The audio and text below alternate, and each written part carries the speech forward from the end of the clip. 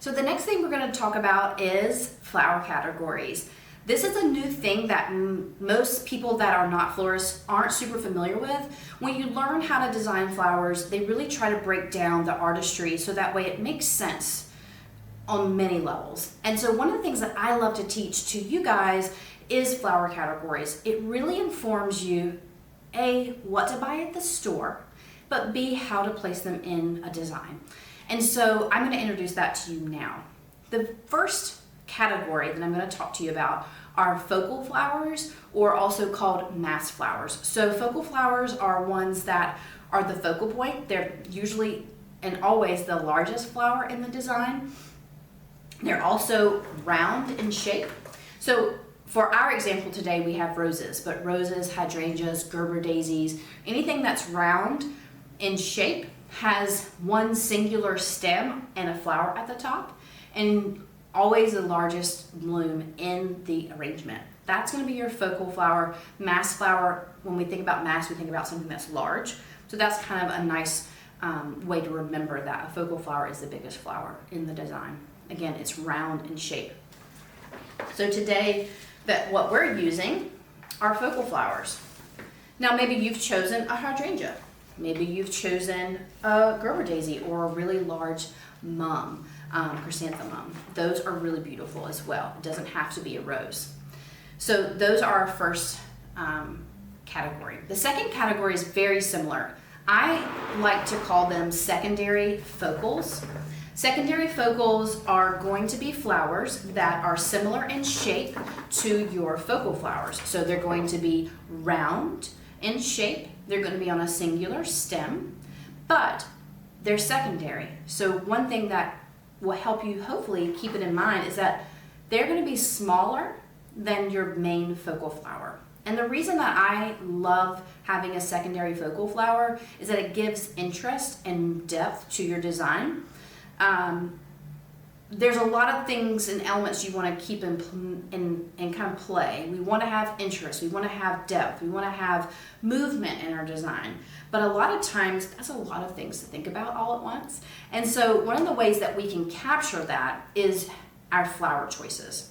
And when I think about how to best do that, I say, okay, let's have a focal flower. Let's do a secondary focal that adds interest and depth. And there are other options for secondary focal. A lot of times, if you're a big fan of ranunculus, this is going to be your go-to. So this is a ranunculus flower. This flower is fully open and it's very delicate. There are a lot of ways to use this flower. It likes to dance a bit. But I like introducing ranunculus because they are available in your Trader Joe's or in your flower arrangements or flower bundles that you will buy. But I wanted to show you that it's a secondary focal because of how small it is. It's round, it's fully open, but it's smaller than our rose. But they look so beautiful together. I love them both too because they're both ruffly. Just like this is a little bit ruffly, but this has a little bit more kind of texture to it, more so than this smoother rose. And so there's these elements at play that we're looking at when we're talking about focal flowers and secondary focal. I'm not going to get two roses that are the same, like this is my main focal and this is my secondary focal, because they're the same size. They're also the same color and they don't have any difference at all. When you think about a secondary focal, we want something that's smaller than the main focal, usually a different color or a different shade or hue of the main flower, and maybe has more texture of some element that is already in the flower. So hopefully that makes sense why we choose secondary focals and the differences between the focal and the secondary focal.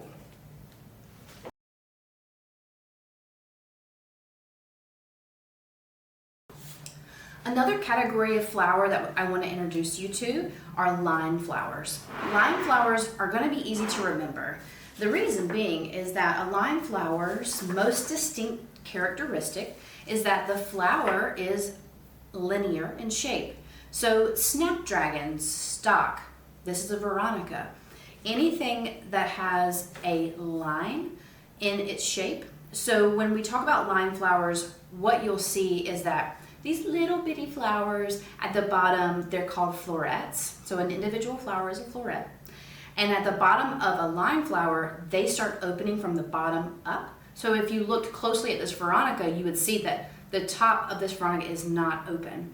So that is a main characteristic of a line flower as well. It's linear in shape, but also the florets are opening from the bottom up.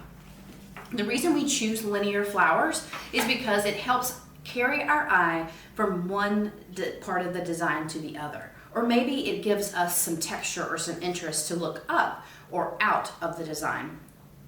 I love linear flowers because they are typically interesting in their colors or their shape, but also give movement into the design, which I really appreciate as well. So the next flower I'd love to introduce you to are a form flower. Form flowers' main characteristic is their shape. So when we look at this freesia, it has an interesting shape. It has tubular looking flowers. It has these floret blooms, that are starting to open, but the shape of it looks much different than this carnation or much different from this rose. The form flower's indicator, I'm a form flower, is that its shape is unique.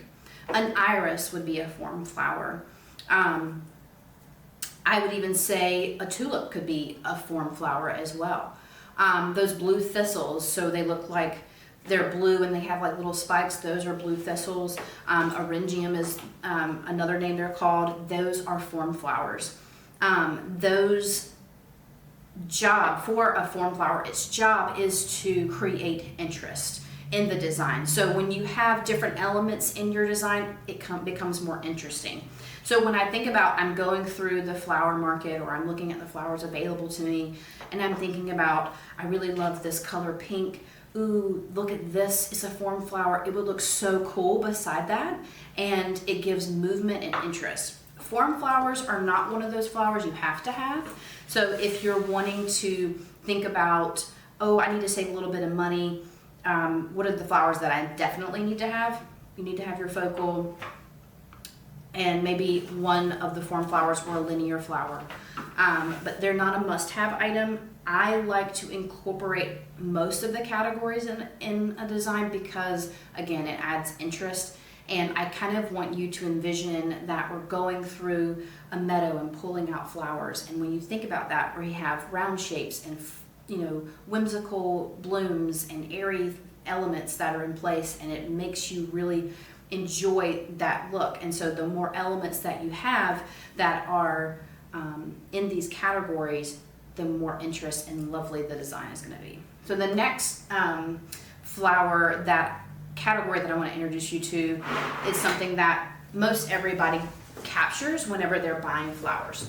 So these are asters, and this aster is considered a filler flower. So a filler flower has a unique shape where you have one stem that has many stems shooting off with individual florets at the end. So think about baby's breath. When you think about baby's breath, it has all these little baby stems with little flowers on top.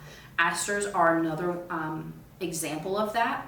Filler flower's job is to fill in the spaces. So it's kind of easy to remember what a filler flower is. So if you've ever had a design and you're putting it in the vase and there's just all this empty space, and you're like, that doesn't look complete. Well, let's put a filler flower and then maybe it looks more complete.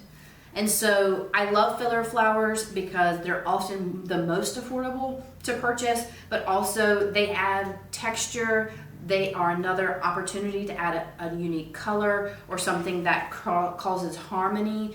We like harmony and unity in our design, and a lot of times we do that with color. And so filler flowers are one of the ones that I get drawn to when I'm purchasing flowers.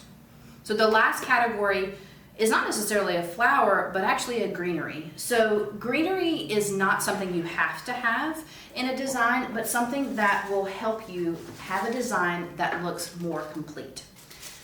I will say, as a beginner, it's easier to create a design with greenery than it is without, because greenery takes up some of that space. If you don't have it, you're using more flowers, aka we're buying more flowers. I love to have at least 2 different types of greenery. It's not a must-have item, but again, we're wanting to add value and interest to our design. So the way that we do that is maybe getting 2 to 3 different types of greenery. So what I mean by that is these are 2 different varieties of greenery. This has got a shape that is more smooth and has a rich color. These have more textural elements and the leaves are smaller. And so they're gonna give us different things that add value to the design.